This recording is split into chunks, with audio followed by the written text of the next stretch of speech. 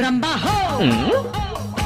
अरे तू शाळेला काय गेला नाहीस? हो पप्पा मी नाही जाणार शाळेत. अहो मॅडम लय बाद आहे, काय पण शिकवत्या. काय शिकवलं? मला काय विचारताय, तिला विचारा जावा. ओ आताच्या आता चला, माझ्या पोराला ती काय शिकवतं ती मला बघायचंच आहे. या आईला नुसतीच भारी दिसते वी. शाळा शाळा आज तिचा निकालच लावतो. चल. मॅडम वय किती आहे तुमचं? 24. ओ इथं भांडायला का वय विचारायला? अगे कळी तिचं माझ्यापेक्षा वय जर जास्त असेल तर मी उलट कसं बोलणार? होय होय बरोबर आहे, भांडा भांडा. लग्न झाले? नाही.